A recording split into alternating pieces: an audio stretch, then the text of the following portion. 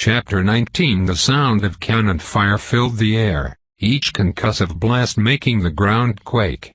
I'd put B on my shoulders and was sprinting down the road, while what looked like black drop pods were falling down from the enormous vessel in the sky.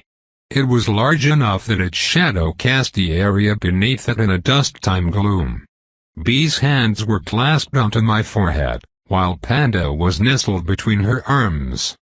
The carapace covering her body and fingers was somewhat painful as it pressed against my skin, but my mind right then was on getting as far away as possible. The buzzing of the agent's flying vehicle was totally deafened by the continuous boom from the enormous Child Protective Services cruiser in the sky, but a glance back over my shoulder showed that they were still flying after us with their beetle wings. Then something like an incoming mortar screeched through the air, before it hit the street behind us with enough power to release a shockwave that momentarily sent me airborne, though I landed on the heels of my shoes a second later and continued running, with B still holding on firmly. "B, close your eyes," I yelled. "Why?" "Just do it," Panda yelled, understanding what I was about to do. "Okay, they're closed, what now?" I took a deep breath, then yelled, "Unequip all." All the clothes left my body as it was pulled into my inventory, before the full effect of my passive was unleashed. Skill trigger. Birthday_suit is now in full effect. I_can_fly is now available.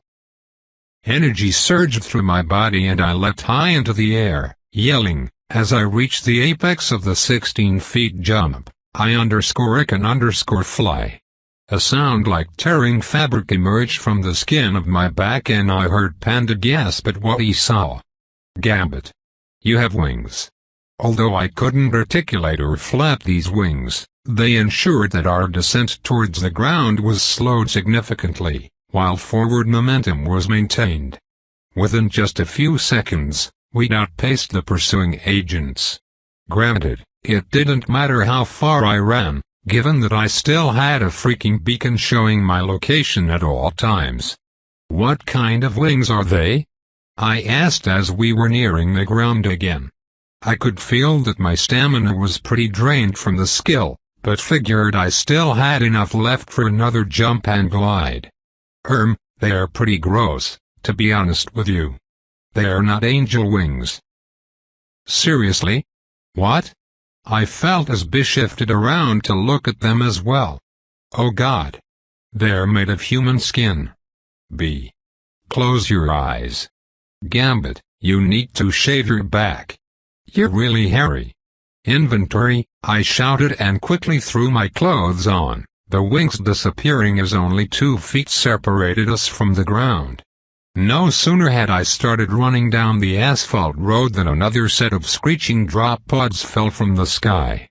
They impacted an intersection near a gas station in front of us and sent forth 2 shockwaves that punched me to my ass and knocked B off my shoulders. Before I could get to my feet, I heard movement from behind us as well, as the beetle agents alighted only a few yards away. "Lay down on the ground and prepare to be probed, cheaters."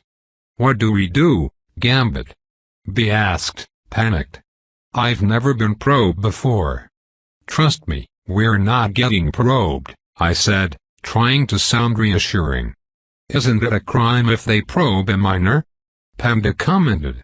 As the sound of the beetle's boots on the asphalt became louder, the approach of 6 other boots came from the direction of the drop pods, as they spat out 3 ant-like humanoids each. "Show us the wayward minor and you won't be publicly crucified, you amoral pervert." Sensing a challenge to their authority, the beetles yelled to the ants, "Back off, queen lickers. This is our jurisdiction. These 2 are rule-breaking cheaters subverting the great game. Screw that, you dung-eaters. You know the Child Protective Services take precedence when it comes to wayward minors." Although it hadn't panned out exactly as planned, since B and I were now trapped between the 2 opposing agencies, we were fortunately not killed on sight, which was a definite victory, albeit a small one. How long until the first game event? Asked Panda. Why would I know? You think I've got an internal timepiece or something? Silence, cheater! Yelled one of the beetles, his buzzing voice filling my ears like a swarm of flies. Like last time I'd seen them, they were all identical and wore dark brown glossy carapaces. I saw how one of them kept glancing towards B, probably because she resembled them more than a human now. Granted, her appearance wasn't due to a suit of armor, but then, when I thought about it and looked closer at the beetles who were busy arguing with the ants, I realized that I had been wrong about them. Their carapace was their body. After all, it was an exoskeleton, which meant... Oh God, I just realized that the punch glove was literally just some dude's severed limb that I shoved my own arm into. Not a word more out of you, pervert. The ants shouted in unison, 3 of them pointing at me with spears of some kind. They are very abusive, whispered B.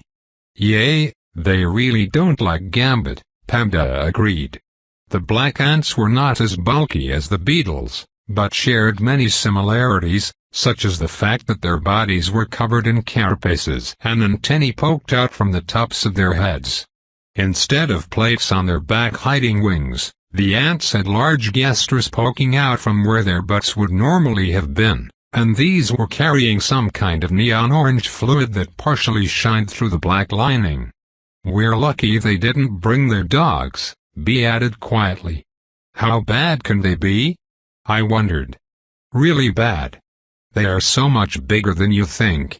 As the 2 agencies continued discussing our fate and the apparently convoluted minutiae of how each of their agencies and their jurisdiction worked, I carefully opened my inventory with a subvocalized command and pulled out my looking glass. I aimed it at one of the ants first, since they were new to me. Fortunately, none of them seemed to notice, since it wasn't a hostile move. Spoiler image.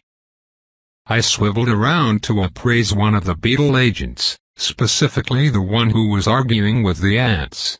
Spoiler image.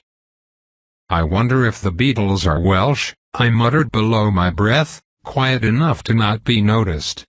Who gives a shit, Gambit? We need to get out of here. Easy enough for you to say. I hissed. Maybe they'll begin fighting each other. B guessed, scooting closer to her. I sat and tried to look inconspicuous. If they do, the beetles will win, I said. They are level 60, while the ants are level 35.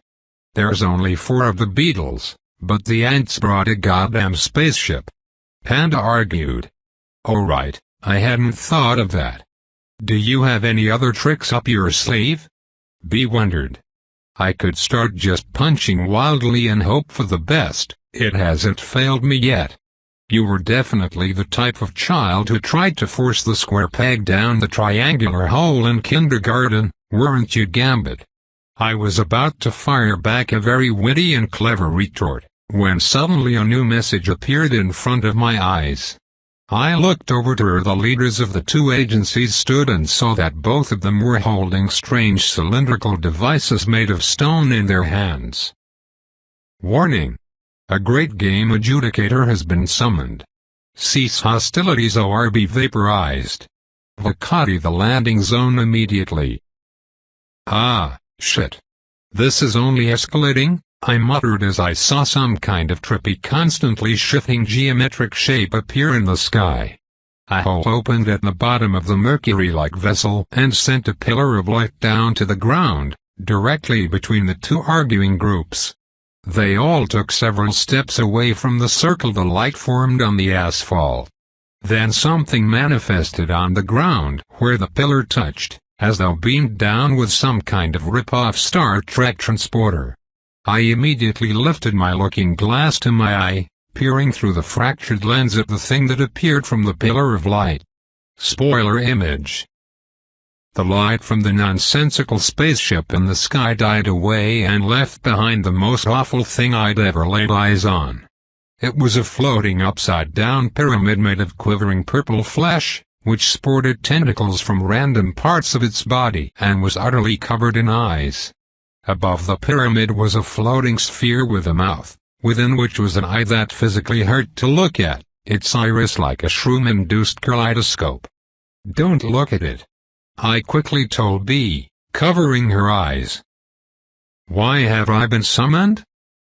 The assembled ants and beetles all dropped to their knees, seeming to almost regret having invoked the adjudicator.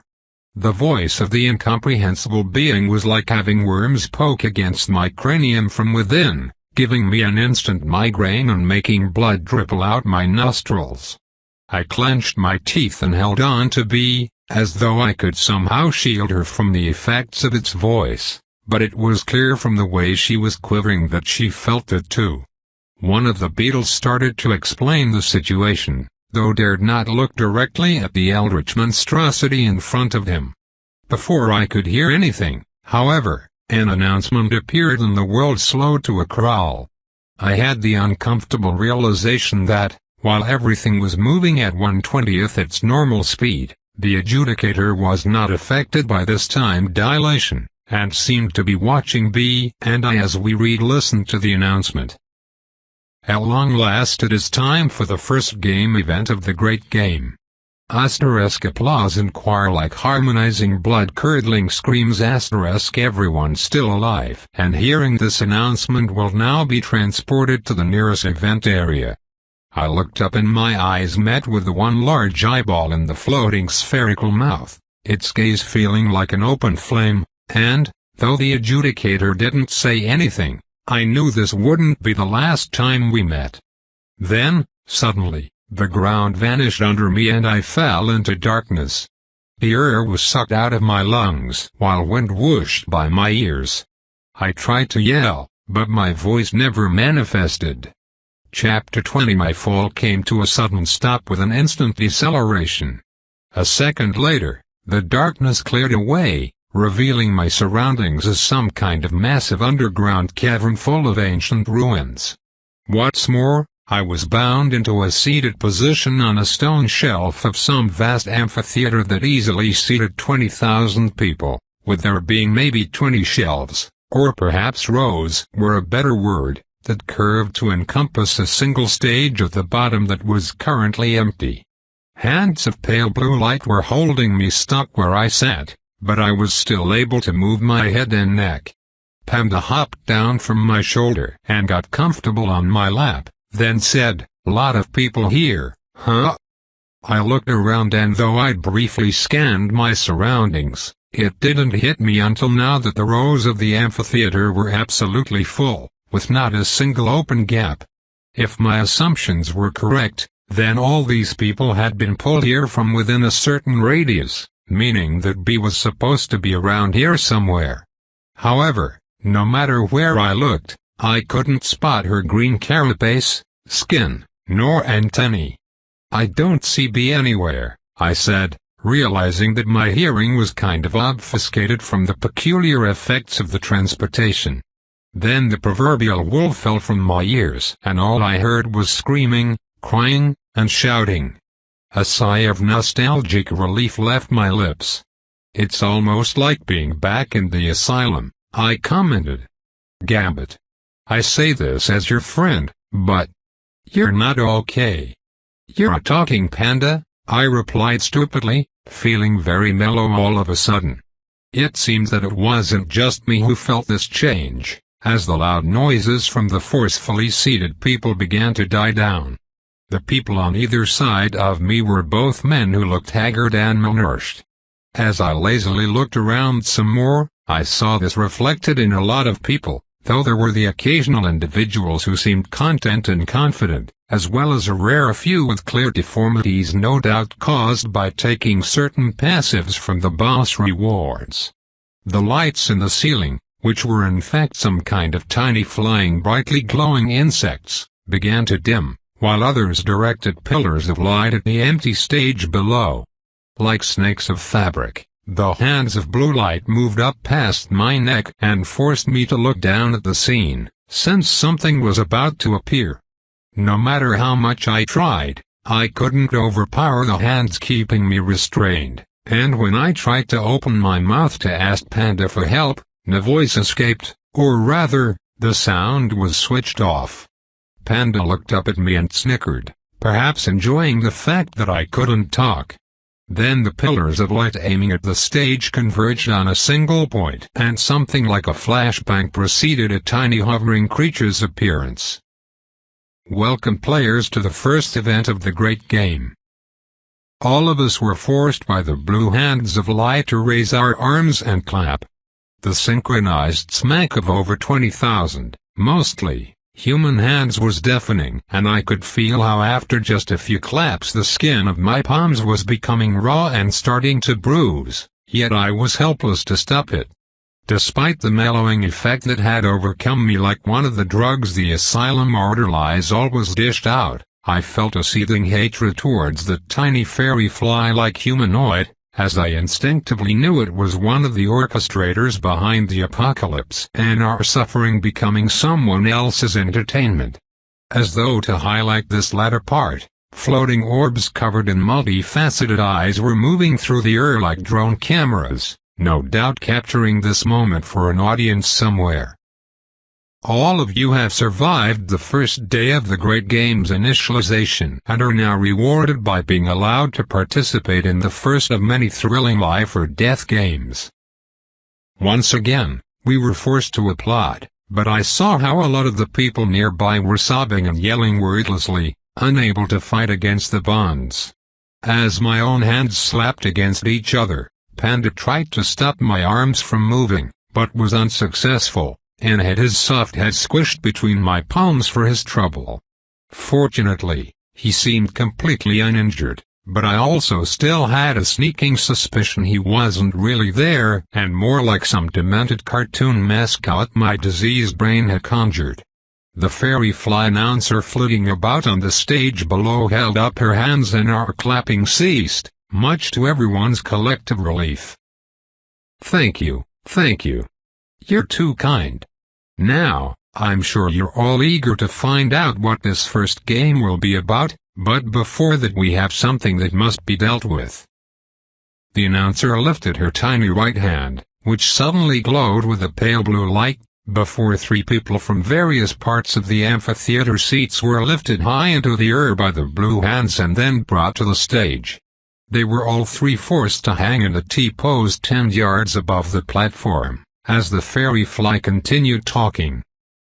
"As some of you are aware, we take allegations of cheating and glitches very seriously, and these three individuals are ones which were apprehended by our brave REAP agents and confirmed to have engaged in various acts of system subversion.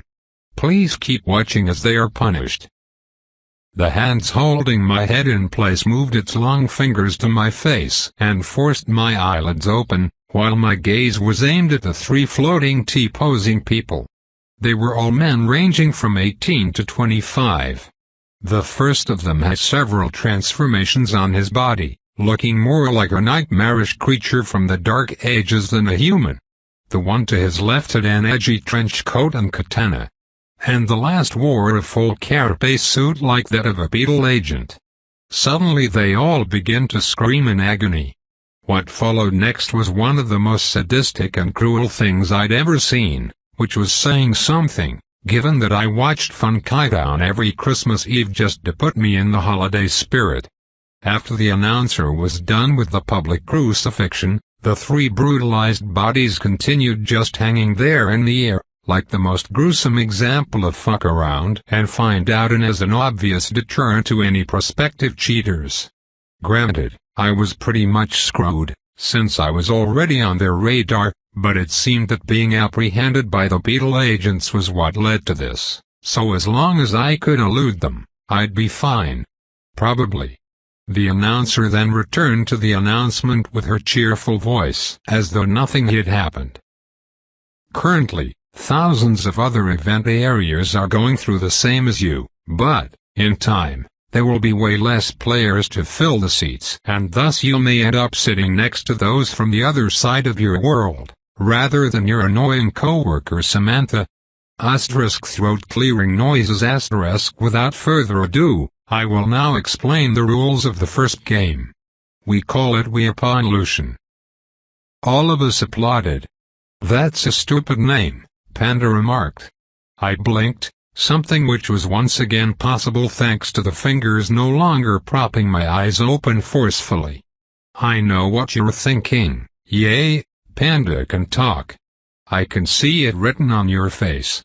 And no, I don't know why their strange magic doesn't work on me, but, then again, I also don't think they can actually see me. I'm like invisible ink, but you need to be insane to read me. In this game, you will each be given a weapon befitting of your culture. The objective is simple. You need to kill 25 players within 48 hours to complete the game.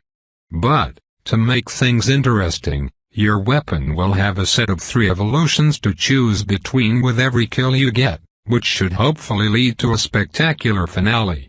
We also like to incentivize go-getters, so the first 3 players to complete evolution will receive a special reward. Lastly, a cadre of ambushers from the anti-rebellion force will join in to make things a little more challenging. The announcer waved her hand, and suddenly I fell through the ground and became enveloped in darkness again. Ready, set, go. Chapter 21. I let out a grunt as I landed on a hard stone floor. Light came from above, cast by floating glowing flies, and lit up my surroundings, which seemed to be the ruins that I'd seen within the massive cavern from the amphitheater. I got to my feet and looked around, realizing I was in some kind of nonsensical area, given how the paths around me didn't venture straight, but rather snaked and zigzagged around with no rhyme or reason. It was almost as if the ruins weren't built by masons, but rather by some bizarre aliens. Even the stones were curved and bent in odd ways to accommodate the shapes of the various hallways.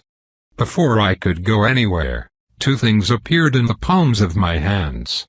In my right was an old-timey pocket watch, and in my left was a knife, like the kind you use to chop vegetables with. I flipped open the lid of the watch with my thumbnail, and the following text appeared above its revealed clock face.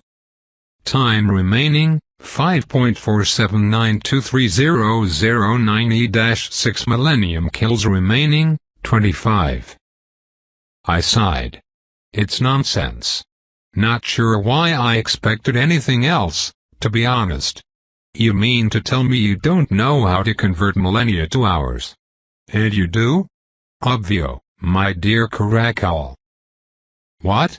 It says 47 hours 59 minutes 53 seconds. I closed the lid and stuffed the pocket watch in my pocket. Then I looked at the knife I'd been given. This is my weapon? I wondered. It doesn't look like much. Ye mum's a slag, you dog cunt.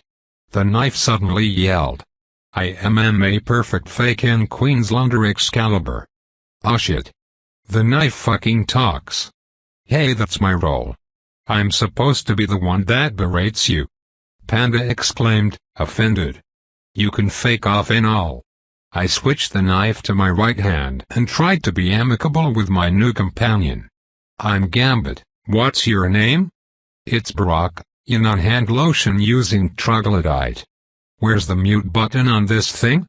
Panda wondered. He was back to sitting on my shoulder again, though I hadn't noticed him crawl up there. Fake you. Inspect, I said while focusing on the knife. Spoiler image. Wait. I was meant to receive a gun? When's the stabbing begin? I thought the glitches were working in my favor, I muttered, looking at the vegetable chopper verbally abusing me. They made me bring a knife to a goddamn gunfight. And it's not even an impressive knife. Oi, fake you. I am a 3-inch champion, Nigel. Jab me in someone's carotid, and it don't matter what length I am. My name's Gambit, not Nigel. Does it seem like I give 2 shits? You could be Her Majesty the Queen for all I care. She's dead, Panda commented. You bein' fair dinkum. It's true, I replied. That's proper sad, as a matter of fact. Alright, I'm over it. Let's go stab some dogs. Might as well get to it, I agreed and began to make my way down one of the paths that surrounded the intersection where I'd landed. Hold up, Gambit, what about the ethics of this whole thing? You're gonna have to kill other players. So? What do you mean so? It's either me or them, I replied calmly. My mind was already made up about this. Besides, it wasn't like anyone had helped me in my time of need, so I would just protect myself and not put my neck out for strangers who might shoot me in the back as soon as I looked away. But maybe there's a way you can save everyone. Panda insisted desperately. Oi, Jiminy Cricket, you heard Nigel. All these nongs out here bout to be stabbed. You're a literal talking weapon, so of course you'd advocate for murder. That's actually a very harmful stereotype, Jiminy. Do I like murder?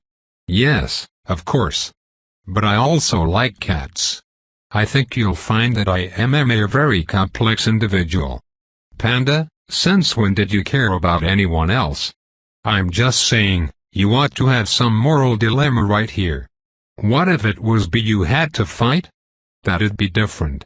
But why should I care about people who helped support an evil government that condones mocking sick people and locking them away? Not everyone has a choice, Gambit. There's always a choice. I told him, feeling my face starting to flush with anger. Fellas, I'm fakin' bored. Can we go kill something now? I gritted my teeth and squeezed the plastic grip of the vegetable knife, then began stomping down the strange hallway. Panda didn't say anything further, as he had no doubt realized the futility of trying to change my mind.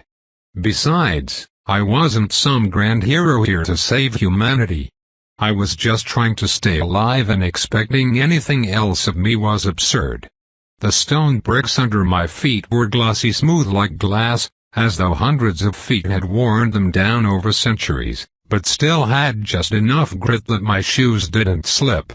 The walls were of a similar nature, and the dark greenish-gray color made it almost feel like these weren't chiseled by skilled workers, but rather grown as though part of some organism or plant. From floor to ceiling was about 13 feet, and there were no decorations anywhere nor any windows or doors, just a hallway that followed a ponderous path, and occasionally branched off to veer in new directions. I think it's a maze of some sort, I remarked, mostly to myself. No sooner had I said it than my current route brought me to a large open chamber, where the floor slipped down into a bowl of sorts and round pillars connected the ceiling to the floor. Don't move. Someone suddenly yelled, and I instinctively turned to face them. It was a man in his 40s wearing an ill-fitting blue polo and dark shorts. The skin of his neck, arms, and legs were covered in the telltale signs of the healing stitches. He was aiming a gun at me, but not the kind of gun that I'd expected. "Is that a flintlock?" Panda asked, confused. A tense moment passed, where my previously stated morals were put to the test, and I failed. Bang! Something burst out the side of the polo shirt guy's head, sending brain matter and blood onto the nearby wall, before he collapsed to the ground, and his gun became blue particles that flowed in the same direction, towards his killer. I spotted the man, who was partially obscured by a pillar about 15 yards away, begin to reload his own flintlock, while clicking on some unseen screen in front of him as the blue particles flew into his weapon. Fortunately for me, the reloading was no straightforward affair. Kicking off from the floor in a high jump, I sailed towards the guy, just in time to see how the barrel of his flintlock widened and he turned to aim it towards me. But he hadn't expected me to jump into the air, which threw him off for just long enough that I could close the distance. As I came within just 8 feet, he swiveled the barrel of his blunderbuss-looking gun at my head, and I quickly ducked low enough to plant both of my hands on the floor. Blame! Hot air and smoke flew over my head, while the sound of projectiles plinking off the pillars and walls behind me echoed around the chamber. I pushed myself up and lunged for his throat with my pathetic knife, following Brock's instructions of aiming for the carotid artery. My vegetable knife dug into the man's neck and sent a pressurized jet of blood out, before he collapsed to the floor and his blunderbuss dissolved into particles that were absorbed by my knife. It was only then that I realized that the guy was no older than 19, with some youthful stubble on his cheek and a shabby hoodie with a print that was flaking off. I let out a frustrated sigh. Fake yay, bruv. That was sick as. I can't tell if you're supposed to be British or Australian, Panda commented. Before I could weigh in on the matter, a screen appeared, as the last of the particles absorbed into Brock's body. Spoiler image. It seems I only get a level from a kill I perform myself, regardless of how many kills my victim had. Pick kitchen knife, I reckon. The Hydra option seems goofy, Panda said. I'm thinking kitchen knife is the best option here too, I decided and tapped the screen. As soon as I had selected, the vegetable knife in my hand grew a longer, more comfortable handle and the blade not only widened, but also elongated. It felt much more like a weapon now, though it'd still chip if I tried to ram it into anything hard like bone or armor. I just realized, I'm pretty much screwed if I meet anyone with a similar transformation as B. You still have your fists, numbskull? Oh. Right. I hadn't thought about that. I guess that having abilities and passives is also really gonna give you a leg up on the competition. A series of pops sounded from down one of the snaking tunnels connected to the chamber, and I quickly ran in to chase down its source, hoping to score another kill quickly. After all, the longer I waited, the more evolved other players' weapons would be. And they had guns, so. As I ran, an eyeball orb trailed after me, floating up by the ceilings. I had, for a moment, forgotten why I was here and let myself become absorbed in the simple thrill of it all, but the sight of this eldritch camera drone reminded me that my existence here was just as entertainment. I'd get out of this fucked up game show and kill the announcer with my own bare hands. That was a promise I made to myself right then and there. Chapter 22. The tunnel began to twist, the walls becoming the floor, the ceiling becoming the wall, continuing like that in a spiral as I came closer to the source of gunfire. Each pop grew louder as I neared the end, before I came out onto a narrow landing within a giant chimney with stairs running up and down along the wall and a massive drop in the center. There were openings further up and down along the stairs, denoted by landings in front of holes in the curving stone wall. No sooner had I entered this chimney than the sound of an explosion above preceded a plink of a bullet against the wall just next to my head. Without thinking, I began running up the steps, taking 3 at a time with long strides. "They are broadcasting this, right?" I asked rhetorically. "Yes, and? Let's give them a show." "Please don't do what I think you're about to. Unequip all," I yelled. Skill trigger. Birthday_suit is now in full effect. I_can_fly is now available. As all my clothes vanished off my body, I picked up speed and leapt from the steps to reach the other side many yards above. I_can_fly. "I really don't think you need to pronounce the underscores," Panda remarked. Before gravity could pull me down as I reached the apex of my leap, I began gliding and came to a stop safely on a landing in front of a tunnel leading away. I turned around, looking for the guy who'd shot at me, and saw that he was only slightly further up from where I stood, staring at me in a mix of awe and disgust. He clumsily lifted his gun at me, and it looked kind of like a flintlock rifle, meaning he'd at least killed one person already. But, as I sprinted up the steps, I was too fast for him to hit me in his shot whiffed. Before he could try to escape, I lanced him through his solar plexus, tearing the blade out sideways and carving a channel in his flesh below the rib cage, then switched my grip and sliced through his throat. Blood and guts spilled out as his dead body lost its balance and fell off the steps and down the long drop in the center of the chimney. STREWTH. Nigel, that was sick as. I watched as the body fell and then vanished into the darkness below. It was impossible to see the bottom and ceiling of the structure I was within, and I had a sneaking suspicion neither actually existed. Part of me felt bad that I hadn't even gotten a proper look at the guy before killing him, but another part felt it was easier if I didn't consider them as humans. They were the competition, they were out to get me like everyone else, and compassion would just get me killed. While the blue particles of his weapon were absorbed into Brock, I looked at a little blue wisp that was left behind on the ground. "What did you think that is?" I asked Panda. "Maybe he dropped some loot."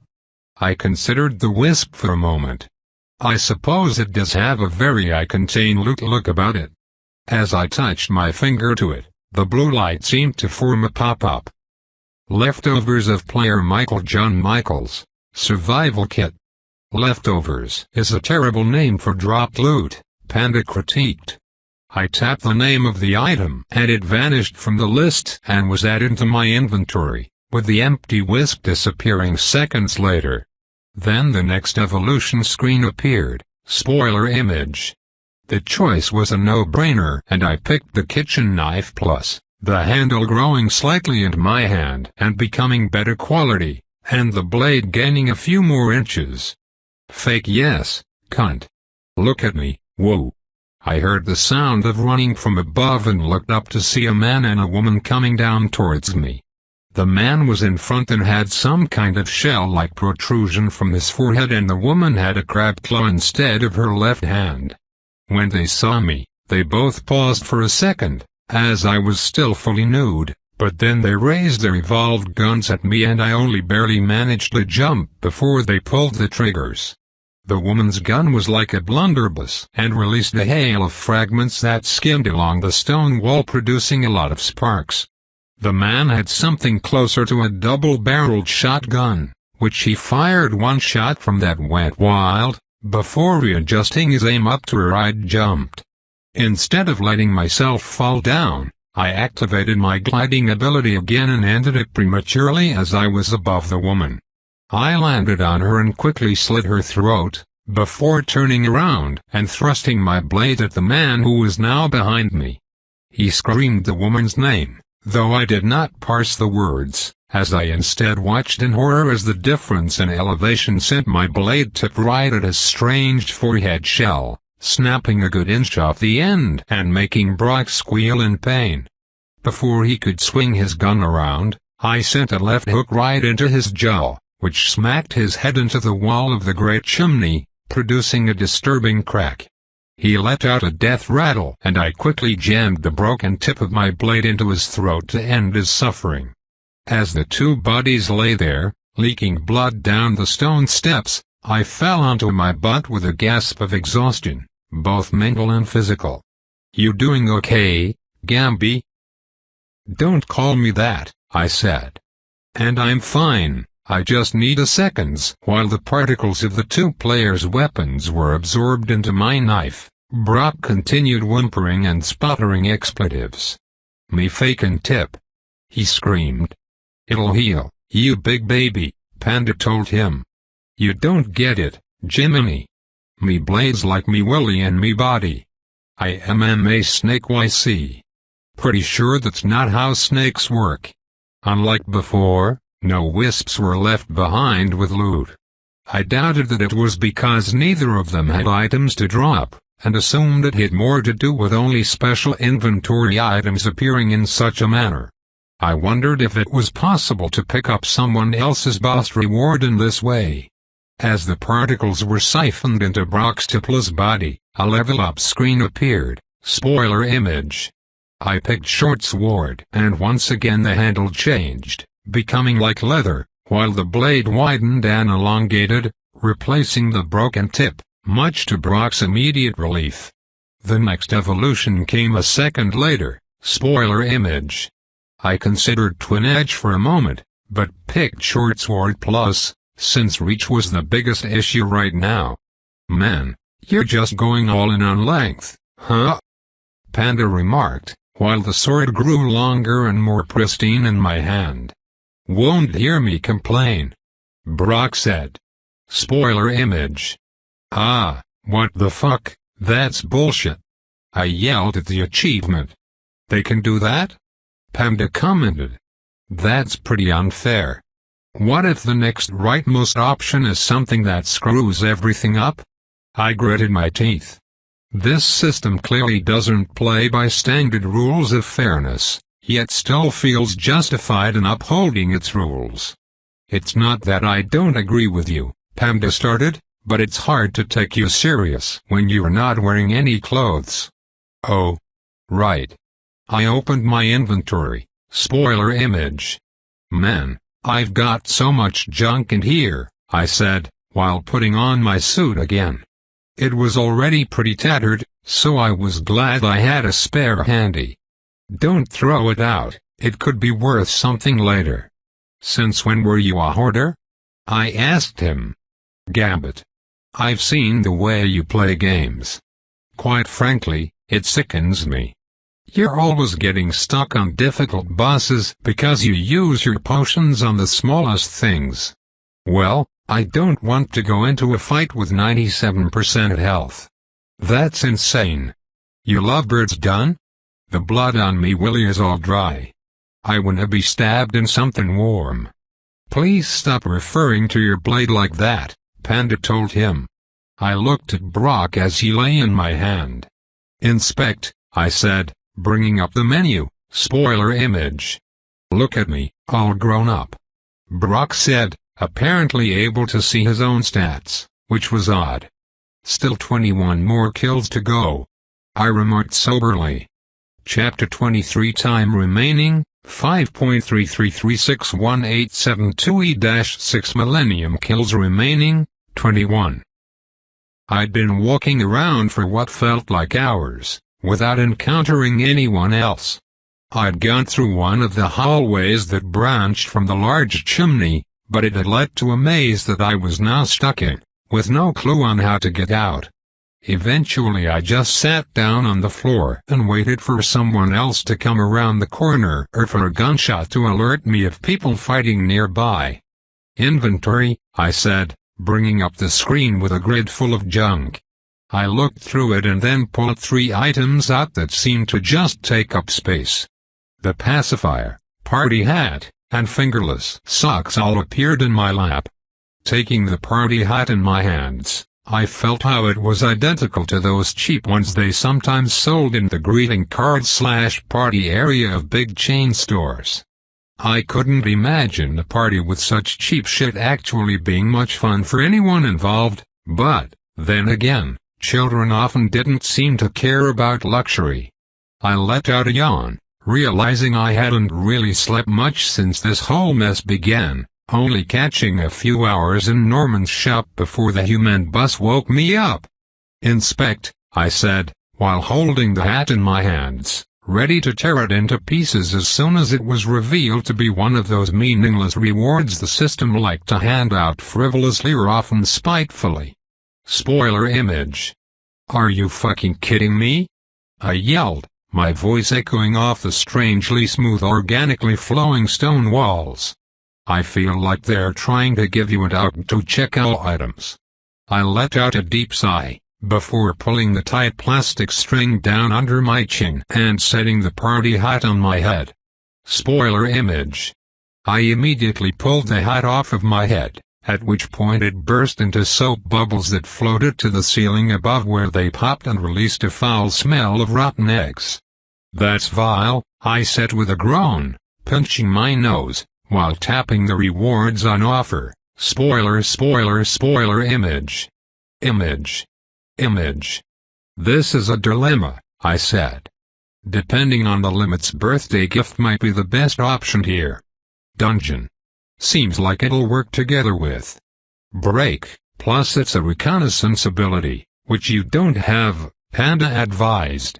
Hate to side with the cricket, but first option will let you see people who you can stab. It'd be sick as "My name's Pandemonium," the plushie said to Brock, but it was clear he didn't give a shit about names. I looked down at the short sword. I wonder if other players' weapons talk. And if so, do they also have confusing accents? Since both of my inanimate objects were advising me to take the dungeon ability, that's what I did. As soon as I had unlocked it, I said, "Dungeon break. Error. This ability is on cooldown. Time left, 35,339,798,211 US. I have no idea what that says. Roughly 10 hours left on the cooldown, Panda answered, as though he was a math savant. It's in microseconds. Seems it's using the cooldown of the break ability. Error. This ability is on cooldown. Time left, 35,331,223,879 US. I wonder what it does, Panda muttered. Hopefully it allows me to literally break out. I could go kill the announcer if that was the case. And find B, he added. She might be here, even if she wasn't in the audience. I nodded. Guess I'll have to survive 10 more hours then. I can do that. Check the rest of the items. Sure. I lifted the pacifier and inspected it. Spoiler image. I got to my feet and then flung the item as far away from me as I could, before stooping to pick up the socks. Spoiler image. I gritted my teeth in annoyance, but eventually put the socks back into my inventory, since they might work as a bandage in a pinch. Alright, let's try out this mapping ability, I started, before uttering the name, Dungeon Gambit. I'm pretty sure you don't have to say ... Activating dungeon map. Nearest player, 235 yards. Nearest enemy, 78 yards. Nearest boss, not applicable. Nearest exit, not applicable. In the area in front of me appeared a holographic 2.5D map with flickering blue lines indicating walls, a green dot indicating me, a red dot not too far away indicating an enemy, and another 2 red dots next to that, with a golden yellow dot some distance further away. Most importantly, the map showed me how to get out of the maze I was stuck in. Those red dots must be the ambushers that the announcer mentioned, Panda guessed. Let's stab him, yelled Brock. Chapter 24. The 2.5D map blinked out of existence as I rounded a corner and came to a cross-section of 2 paths. From diligently studying the map, I knew the way I had to go, so I made my way down the right. Gambit, you moron, it's straight ahead. How many times do I have to correct you on this? You couldn't even pick the correct path with the map out. The cricket is right, I've seen koalas with a better sense of direction than you, and they're goddamn morons. Thanks guys, this is really helping matters. Can't you just say, at the next intersection, turn left? What am I, a glorified sat-nav? I bet you memorized the map already. I could feel as Panda straightened up on my shoulder, swelling with pride. It was elementary, my dear Watson. You're meant to be Sherlock? Really? Too much of a stretch. You look more like Poirot. I'll settle for that, mon ami. Me willy's dry. Chop chop. Please stop calling your blade that, Panda and I both told Brock. The commotion we'd caused suddenly drew the attention of something a few hallways away, as I heard the tapping of legs upon the smooth floor. In my mind I imagined the ambushers were spiders. Spiders were going to show up sooner or later, I was certain of it, and it seemed to fit the name here. I picked up the pace and moved down the straight ahead, which led to a left turn and then a T-junction. Left again, Panda said, and I followed his guidance. The tapping of legs disappeared, but I couldn't tell if it was because it had moved too far away for me to hear or had set up somewhere and was waiting for me. Where exactly are you sending me? I whispered to Panda, as I went down a hallway that branched right and then left quickly after. On a collision course with the red dots we saw, of course.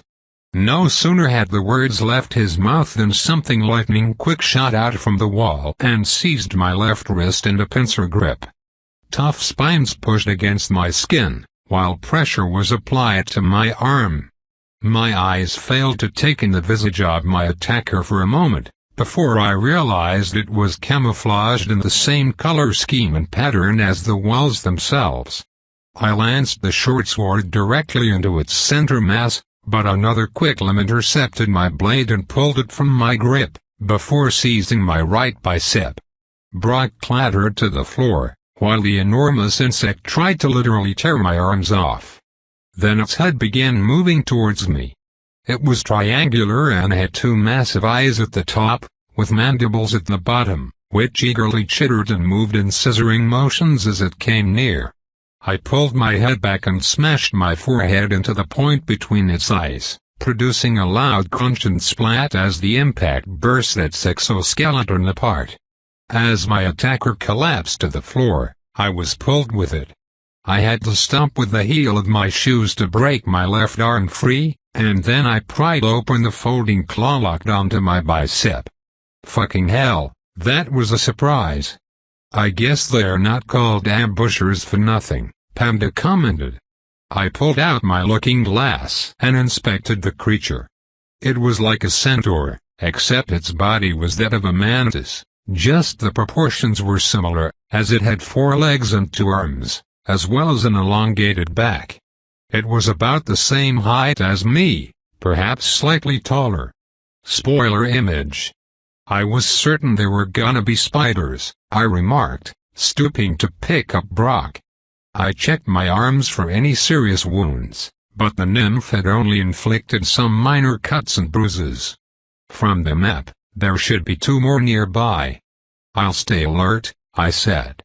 Next time, stab him with me, you know. I fucking tried. I retorted. Your technique sucks, Nigel. You know what, fuck you, Brock. I ought to leave you here. You wouldn't dare, Brock said in a small voice. Watch me, I said and tossed him to the ground, before walking away. You come back here, yelled the short sword. Is this really a good idea? Panda wondered. I've had it with being talked back to like that, I said, annoyed. I'm sorry, yelled Brock a second later.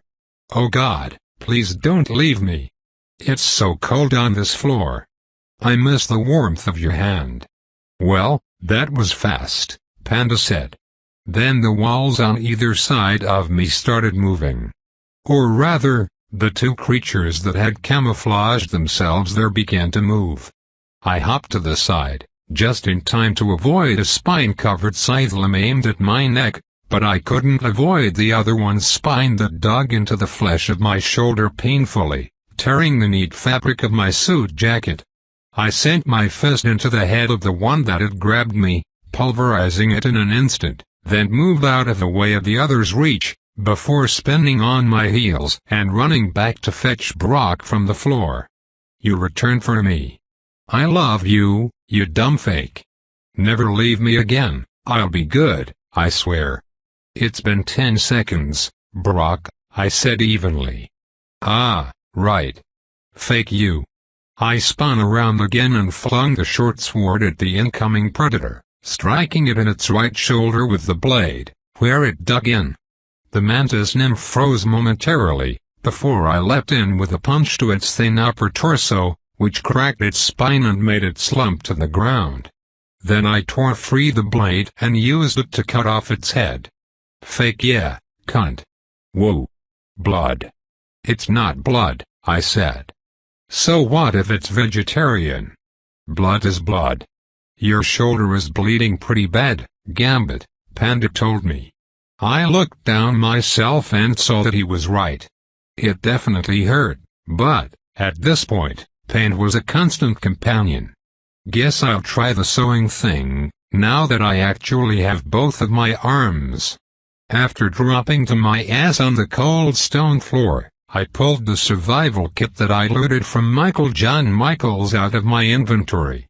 It was like a plastic toolbox within which was the sewing kit, a half-eaten curry meatball sandwich, some Gatorade, and a notepad with some scribbles in it, no doubt from the previous owner.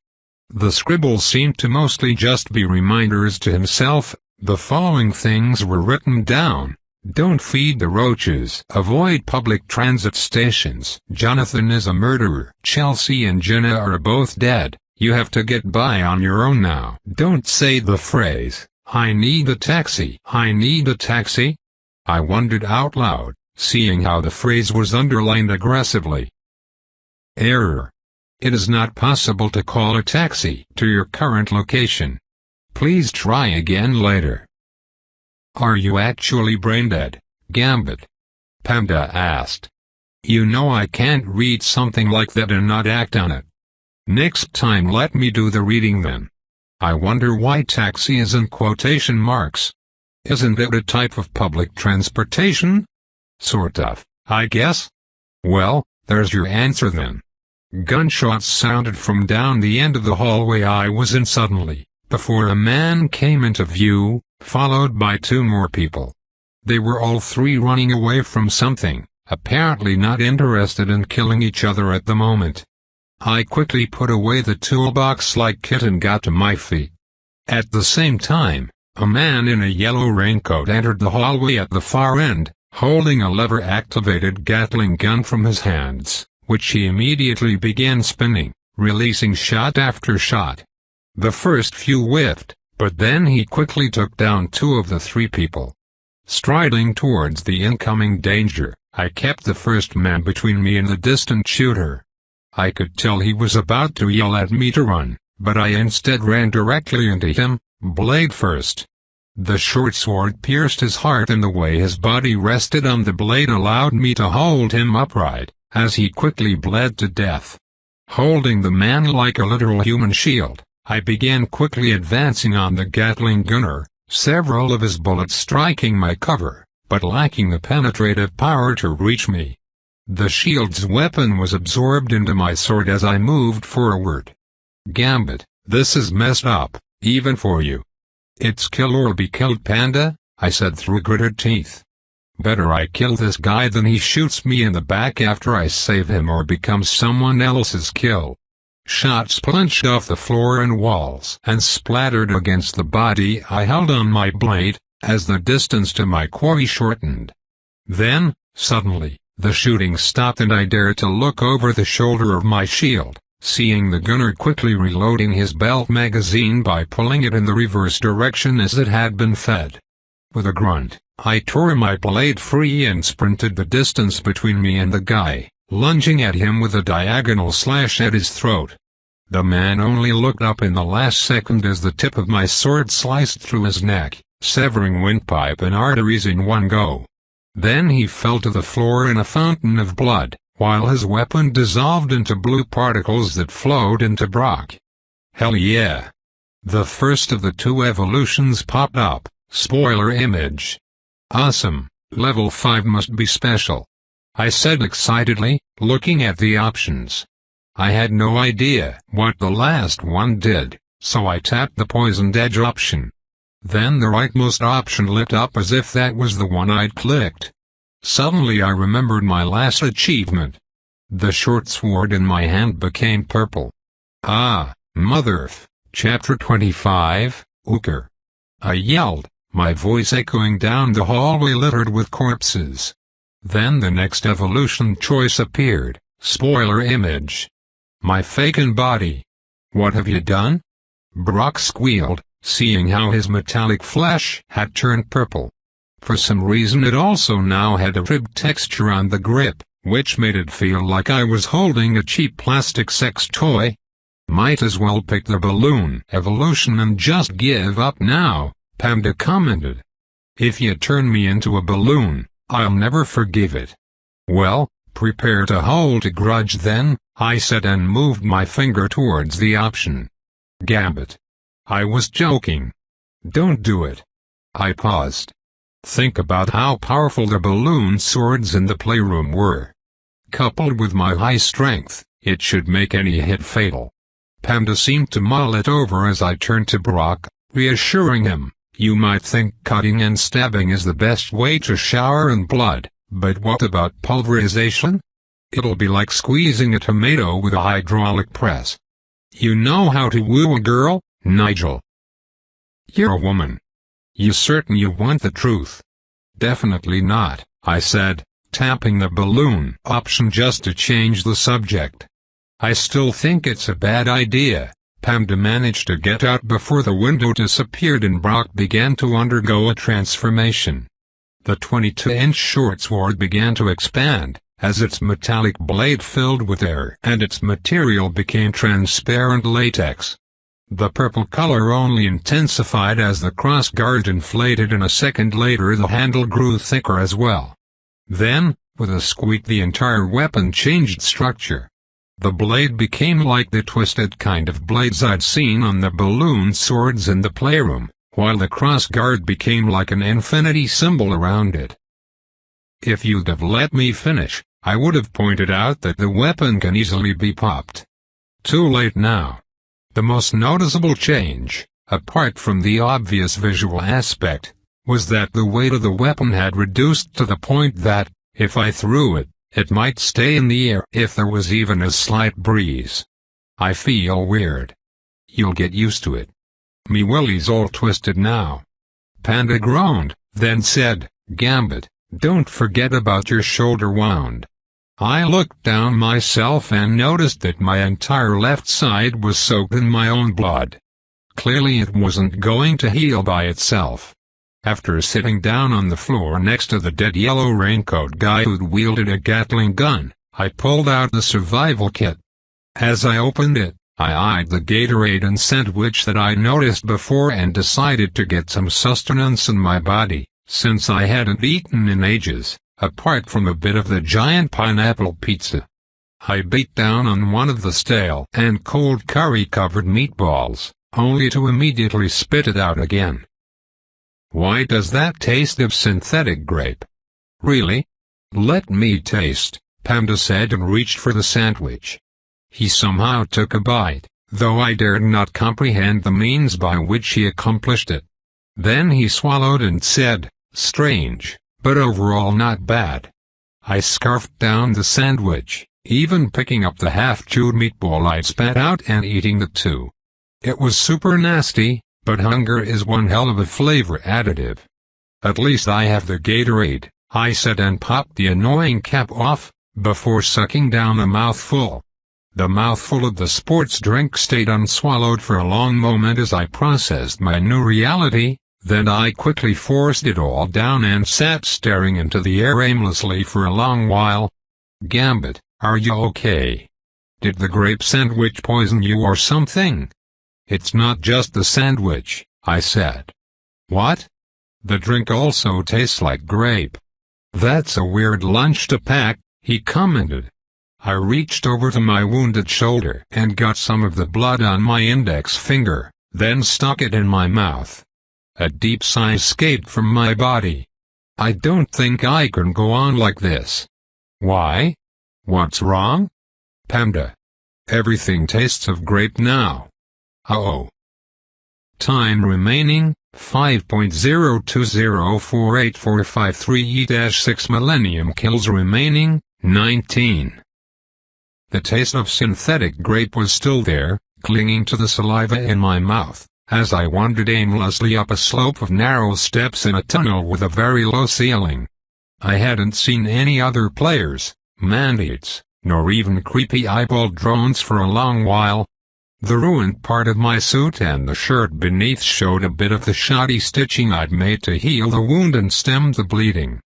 In comparison, the stomach wound that B had sewn up was much prettier. My body was exhausted, as the lack of sleep was starting to catch up to me and, after such a long uneventful period following my last fight, the adrenaline and cortisol high had long since evaporated. I hate this place. Fuck this event. They ought to put it somewhere more interesting, rather than these dull ruins. And it's too damn big with nothing going on. At this rate, You might run out of time before you get all the necessary kills, Panda commented. I pulled out the pocket watch and showed the time left to him. 43 hours, 58 minutes, and 8 seconds remaining of the event. I realized that enough time had passed for my napping ability to come off its cooldown. Dungeon, I said, revealing the map of my surroundings.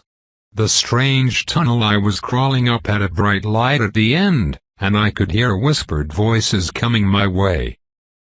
Activating dungeon map. Nearest player, 105 yards. Nearest enemy, 2,311 yards. Nearest boss, not applicable. Nearest exit, not applicable. On the map, I saw how the area I was coming up on had several golden yellow dots all near each other. Either I was working up on a Mexican standoff, or I had found peaceful players. I carefully crawled up the last bit of the tunnel, before I poked my head out of the end and saw a room that definitely didn't fit in with the rest of the place. 8 people, 4 of which stood guard and quickly noticed me, were congregated in front of 4 colored doors. Amateurish cardboard signs were plastered on the walls around the doors, saying things like, "Free treasure," "Definitely not a trap," and single quote 100% safe hallway. They looked like a 6-year-old had made them. "Show us your weapon," screamed a woman, aiming an unevolved flintlock at me, with the 3 other people, all men, aiming their guns at me too. Only 2 of the 8 players in front of me were holding guns that had evolved, meaning everyone else had yet to get a kill. I know what you're thinking, Gambit. You noticed their weapons and believe you can win in a fight against them. But don't you dare try it. It's clearly suicide. I didn't like how in tune with my thoughts Panda was. To show that I came in peace, I lifted my purple balloon sword up above my head, wriggling my shoulders, and saying, "Friendly. Friendly. Don't shoot." The people all turned to look at me, 3 of the 4 who weren't guarding getting up and readying their weapons. "Where's your gun?" asked a young man in his early 20s. I waved the sword around. "'Tis all I got." It was clear they didn't believe me, so I got out of the tunnel, placed a rock on the floor in front of me, then took off all my clothes so that I was only wearing my underwear. "See? I'm clean." "You didn't have to show them your boxers," Panda complained. Chapter 26. By the time the last person had introduced themselves as Charlie, I'd forgotten the name of everyone else. There were 3 women and 5 guys, and one of the women hadn't introduced herself, but instead sat on the floor hugging her legs, clearly just wanting everything to be over. The one who had screamed at me earlier was by her side, consoling her. "Inventory," I said. Spoiler image. I pulled the looking glass out, then said, "I'm just gonna check you guys to see if you're any trouble." "What is that?" one of the men yelled, lifting his gun towards me reactionarily. "Knock it off, Chris, it's clearly just a magnifying glass. A broken one at that." "What's it do?" asked a woman whose name was either Katie or Katya, I couldn't remember which. She was one of the 2 with an evolved gun, but also seemed the calmest out of the bunch. "It lets me see other people's personalities," I answered, half lying. "How do you get something like that?" asked the man named Charlie. He also had an evolved gun, but was a bit twitchy, which made me think he might open fire if I made any sudden moves. "You have to kill 2 bosses." "You already did that." "I've actually killed 3, I said. "Wait, you said Gambit, right?" asked Kay. "Something. It was your name in one of the first announcements, wasn't it?" I shrugged. "It doesn't really matter, does it?" "On the contrary," said the guy named Chris. "You're probably really dangerous if you're that strong." "Wait, haven't I seen you somewhere?" asked another guy whose name I'd 100% forgotten. I cringed. This was why I normally avoided groups. "How come you're all together like this?" I asked, praying they'd allow me to get away without answering. They shared some glances, before Kat answered, "We all more or less landed in the same area when this thing began. Charlie and I took out 3 aggressive players who wanted to win, but Mia took it pretty hard though. I guess she's never seen a dead person before. We've just been sticking together since then, trying to avoid having to kill anyone." "They won't be able to complete the event," Panda commented, finally piping up. "Also, scan that Mia girl, she's not right. What do you think happens when the time runs out?" I asked her, while lifting the looking glass to my eye and peering through the fractured lens at the people. None of the results were noteworthy. The highest level was level 2, and the classes were all pretty simple. 3 hit pacifist, 1 was a nurse, 2 had archer, and the last were a big sister, and, spoiler image. Gambit, I don't know if your paranoia has rubbed off on me or not, but I think that girl might be a skin stealer. I didn't realize that Katie was still speaking, as Panda's voice had cut right through hers, but she suddenly paused and then said, "You look a bit pale, Gambit, are you okay?" "How long has Mia been like that?" "Since we all met," she replied. "Why? Did anyone know her from before?" She looked around for confirmation, but no one said yes. "Christiana has been looking after her, but I don't think they knew each other either." I looked to the woman, whose class was Big Sister and who was still gently rubbing Mia's back, ignoring our conversation. "Inventory," I said again, putting away the looking glass and pulled out something else. "What's that for?" asked Charlie, his left eye twitching. "Don't worry about it," I said, lifting the whistle up to my lips. I realized that my hands were shaking. Out of all my worst nightmares, skin stealers were at the absolute top. But I had to face my fears, else the system and its goons would use them to take me down. As I blew a note in the whistle, it felt like long fingernails scraped down the inside of my ear canals, while blood dribbled from my nostrils. Everyone around me dropped to the floor, letting out screams and cries of anger. Player Gambit has activated a conspiracy whistle. You have received plus 10% insanity. Now's your chance, smack 'em with me Willie. We're not doing that. Panda yelled, covering his own plushy ears for some reason. Right, Gambit. You're not gonna kill them, are you? I looked over to where Mia was and, as I took in her visage, it felt like 1,000 bugs were crawling across my skin, while a cold sweat broke out on my back. Her body was unzipping scalp to soul like a onesie, and large hideous teeth were emerging from the opening, as well as one big purple tongue covered in fleshy bumps. Before I could do anything, Mia had turned around and swallowed Christiana. Perhaps because of my whistle, the sight of Mia's transformation, the revelation that a monster had been in their midst this entire time, the fact that someone was just devoured whole, or all those things combined, 2 other people began spasming and transforming. Fuck! I yelled, readying Brock in my hand as Charlie, who was only a few feet away, began to grow in size and turning into some kind of furry beast. Gambit, you galaxy-sized moron. Look what you did. I cut off no longer Charlie's monstrous snarl with a smack to the face from my lightweight purple balloon sword, producing such a devastating crunch that I was sure that all bones in the top half of his body were instantaneously reduced to tiny fragments. His disfigured and hairy body was tossed across the chamber, hitting the red door and falling to the ground lifelessly. The door itself was unscathed. The other person undergoing an insanity transformation was someone whose name I'd totally forgotten, and it was like his skin and flesh were melting off his bones, which had become like smoldering hot coals and turned black, while smoke billowed from the hollow eye sockets of his cranium.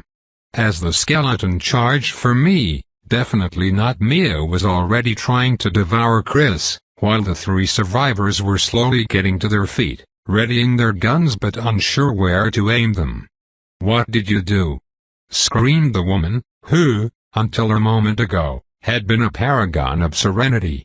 I narrowly avoided a 1,000 degrees warm hug from the smoldering skeleton by slipping around it at the last second, before smacking it with Brock from behind and quite literally reducing it to dust. Not as satisfying as being showered in blood, but we take those anyway. Out of all of us, Brock was the only one seeming to actually enjoy himself. I spun around in horror as I saw Chris' shoes disappearing into the skin stealer's maw, then a loud bang went off and I stumbled back a step in surprise, belatedly looking down at the wound in my torso and the blood rapidly soaking into my suit jacket. My body acted without consideration and I lunged forward and slammed my ridiculous-looking sword into the side of Katie's body, sending her flying and killing her immediately. As the particles of her weapon seeped into mine, I saw that the two survivors fled down the yellow door, with the skin stealer immediately following them. I looked down at my torso again, then to the body of the woman who'd shot me, while fumbling for my inventory and retrieving the survival kit. As it appeared in my hand, I stumbled back a step, before all the strength left my legs and I tumbled to the floor. As the back of my head kissed the smooth stone tiles, I heard the two survivors' pleading screams disappearing into the distance. Then darkness overtook me. Chapter 27, Gambit. Gambit, wake up. I sat upright with a shock, the pain in my torso following a second after. "Oh, that smarts. Have you any idea how worried I was?" yelled Panda. I looked down at my exposed chest and saw that a hideous sewing pattern formed a vagrant shape around where Katie's bullet had hit me. Next to me lay a squished metal ball dyed in my blood. "Panda, did you sew me up? You'd better be thankful," he said in a voice mixed with fear, anger, and relief. "It took me hours." "I'm bored," complained Brock, who lay next to me. "How long was I out?" I asked. "Check the watch, I'm not your damn Alexa." Before I could bring the pocket watch out of my inventory, a level up screen appeared. Weapon level 7. Curve. Plus 50% slashing. Minus 50% stabbing. Hydra. Plus 1 blade. Plus 80% weight. Bonk hammer. Plus 125% impact. Plus 100% weight. Image. Hammer time, yelled Brock. The other two options were pretty abysmal, so I decided to humor him. As the transformation took hold, the handle remained unchanged, but the figure 8 crossguard vanished, while the twisted blade unwound itself, grew another knot, and then inflated at the top, becoming like a children's hammer. Obviously, it wasn't a toy, because, with the high percentage of impact damage and my strength attribute, a hit from this could probably cause a minor earthquake. Do you think I can use my punch harder ability with this? Who knows, the system doesn't really seem to know what to do with you, since your head is apparently also considered capable of punching. Swing me, Nigel. I got the watch out and thumbed open the lid.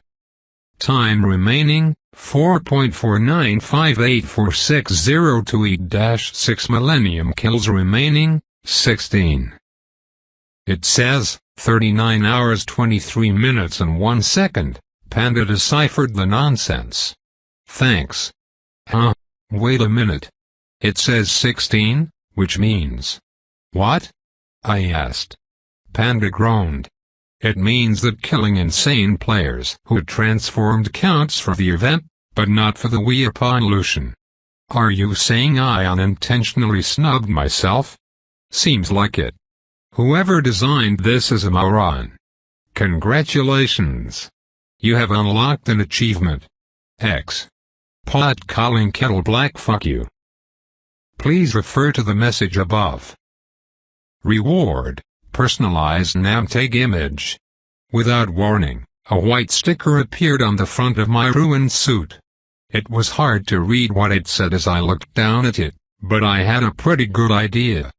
Panda helpfully read it out loud for me. "Hi, my name is Gambit the Moron. I'm gonna find wherever the person handing out these achievements is hiding, and then I'll pummel them into dust." "Wait, your name is Gambit?" Brock asked. "I told you that when we met," I said. "That's a stupid name. Don't make me leave you behind again," I threatened him. "Is our relationship only built on emotional abuse and raw physical chemistry?" exclaimed the purple balloon hammer. I rubbed my temples. "Every time I speak with you, I feel my sanity dwindling." "You technically have none left," Panda commented. I put the watch away and got to my feet. "Alright, enough of this. Let's pick a door and get a move on." The signs that stated things like, "Definitely not a trap," and single quote 100% safe hallway, were vaguely reminiscent of the labyrinth puzzle, where one told the truth and the other didn't. Except, there were 4 doors and a total of 7 signs. "Which do I pick?" I asked Panda, who was the expert with this sort of thing. "Well, we picked red last time, so it won't be that one." "Isn't that just what they want us to think?" "Maybe, but, think about this, there is no boss in this area, your map ability said so." "Speaking of," I started, but Panda quickly stopped me. "Don't use it. You should only have about an hour left for the cooldown of break, so don't use your dungeon ability." "Oh. Right. I forgot I was gonna try that." "Sheesh, Gambit, what would you do without me?" "I'd pick red," I said. "Don't pick red. Even though me willy is a weird shape now, it can still sense these things." I ignored Brock's ridiculous comment and the suggestion that he somehow had a psychic shaft.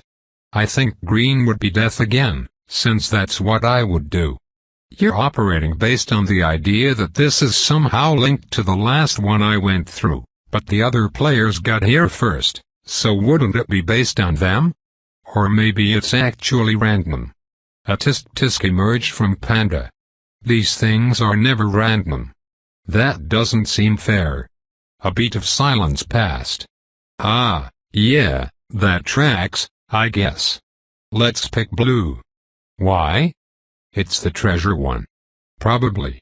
I think it goes as follows: death, treasure, setback." "I wonder what they would swap the bus for in here," I mused as I walked to the blue door. "Who knows?" As I grabbed the door handle, I looked up at the sign that read, "Verified 100% definitely not a trap." I turned around to glance briefly at the carnage behind me, but quickly pushed my emotions aside and faced forward again.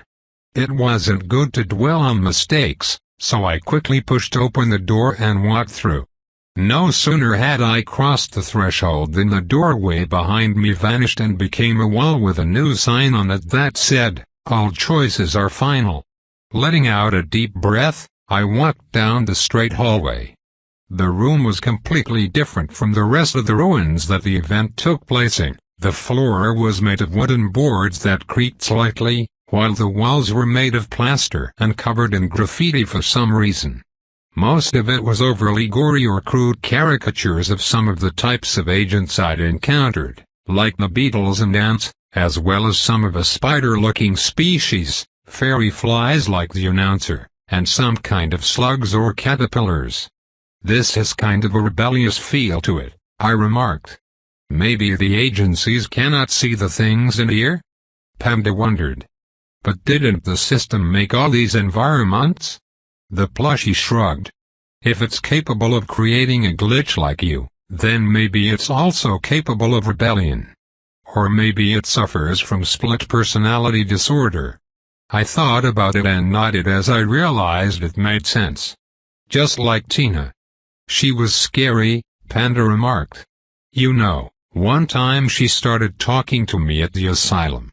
"You never told me that," I said, surprised. "You think she got turned into a monster as well?" "I don't know," I said, pondering. Last I heard she was transferred to a place in Madville after throwing acid into the face of one of the guys she was stalking. Oh, I remember seeing that on the news. They introduced her as a birthday suit bandit copycat? Is that what they called me? I asked, cringing at the horrible nickname, while wandering down the seemingly endless hallway. Among other things. Wanna hear the rest of the names you got? Absolutely not. I wanna hear 'em, yelled Brock. Don't encourage him, I said. I suddenly realized that the hallway had been going up a bit of a slope, one slight enough not to be immediately noticeable, but as it evened out, I saw something at the end. It was a treasure chest, like the kind you'd find in Zelda or some similar game, with coffee brown wood and golden trim. See? I told you. Panda gloated. What was that? I asked him. Why did you make that noise?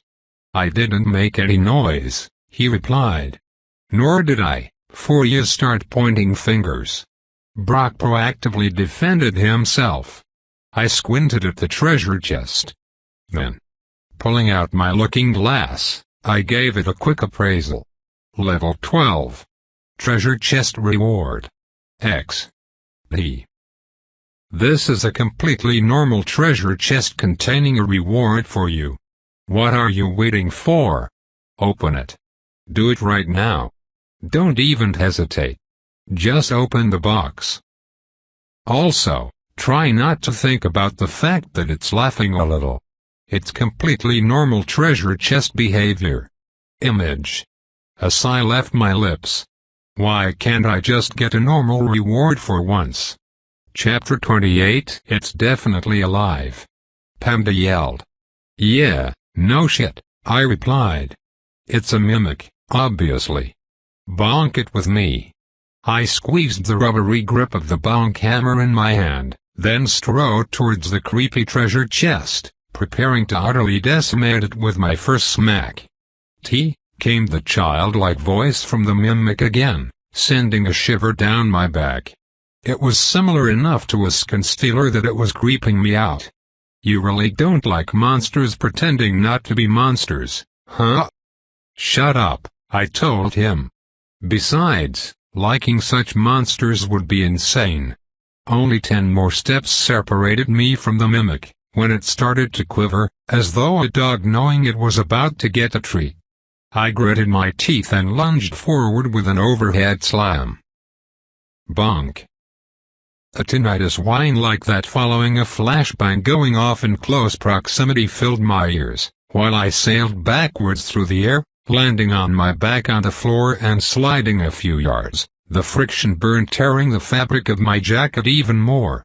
I got up in a discombobulated state, looking down the hallway at the treasure chest mimic, the top of which had become completely flat and smooth, as though a planer had been run over it, followed by a polishing brush.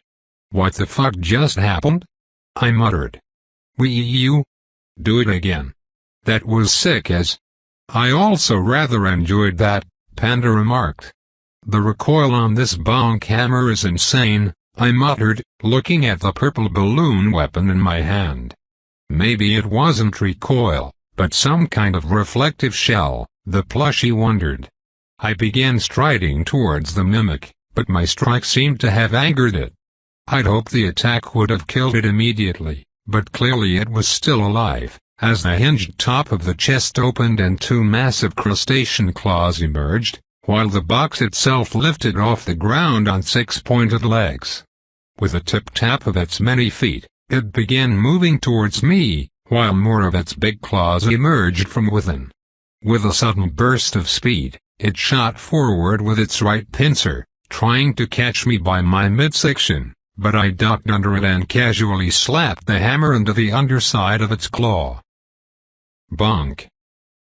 The reflected impact smacked me down into the floor, but also punched its claw upwards with enough force to spin it around so it landed upside down. While I got back to my feet, the mimic also quickly righted itself and spun back to face me. Its carapace and shell are both reflective somehow, I said. Maybe if you had some kind of piercing attack, Panda mused, but it was wishful thinking.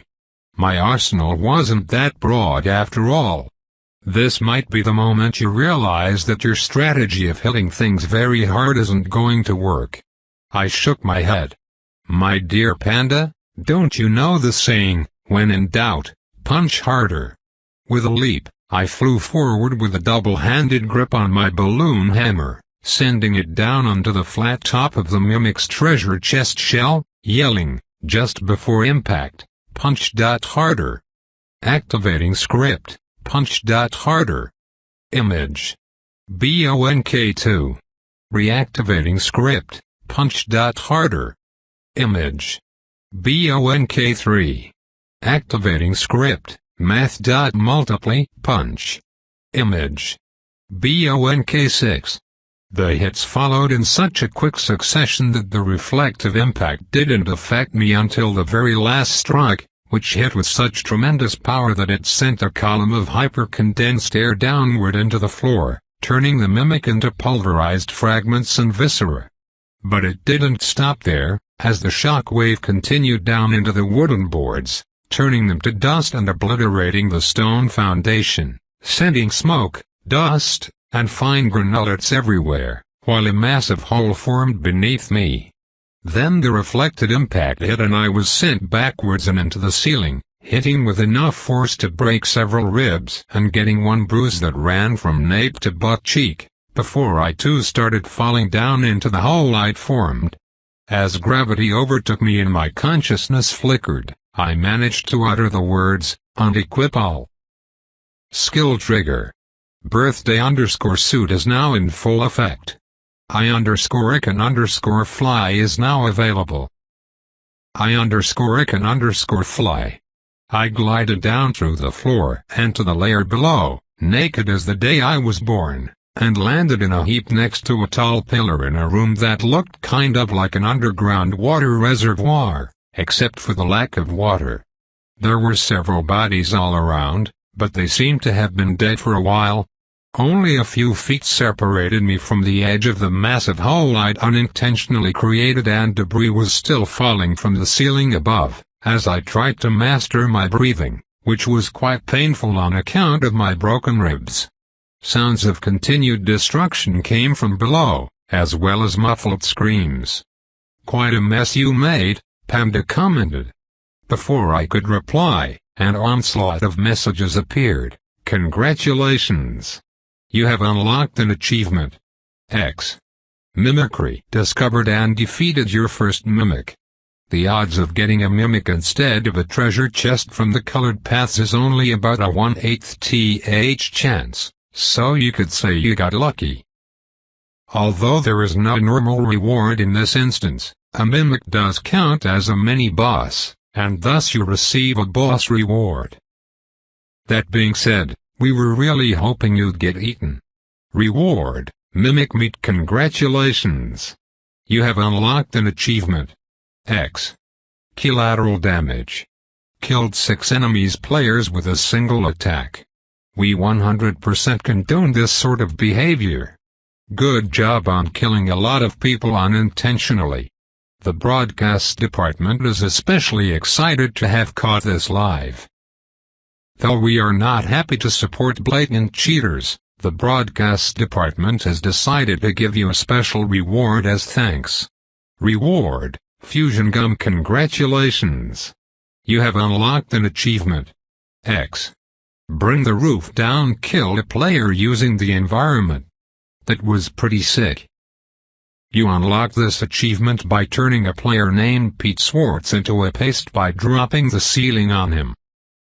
We're running the replay on a loop here at the office. Reward, Hard Hat. Congratulations! You have leveled up. X. You have reached level -7. Plus 1 new attribute point available to invest. Kills required for level -8. 2/20ths. Image. Image. Image. Image. Event warning. You have taken 3rd place. Kills remaining, 11. You killed 5 players, Gambit. I groaned. A second later, a large slab of surimi-looking meat landed with a squelch on the floor in front of my face, followed by a yellow hard hat and a packet of chewing gum with a rainbow-colored label that read Fusion. I reached out to grab the hat, thinking it might help as debris was still falling from above, but the moment my fingers touched it, the yellow surface turned purple. With a sigh I put it onto my head. I really hope this great purple curse goes away when I leave this place. Another pop-up appeared. Weaponlution, level 8. Hydra. +1 blade. +80% weight. Batter. +30% swing speed. -30% cutting. -30% slashing. Purple plus. Purple 2. Image. I pushed it to the corner of my field of view, since I knew that I'd have 5 of them back to back, because of the player kills. I instead reached out to grab the mimic meat as I sat up, the pain in my ribs immediately flaring up. The meat had a potent smell of raw seafood and it was spongy in a gelatinous way, which I found unsettling. Could really use a full recovery, I complained. Inspect. Mimic Meat X. Harvested from a treasure chest mimic, this meat is considered a delicacy amongst many of the great games agencies, particularly the beetles of the Reaped and the caterpillars of the accounting department. You must devour this entire piece raw without pause to unlock the power hidden within. Weight, 1 panda. Image. Well, it can't be worse than the meat flour, I said and took a bite. Tope continued,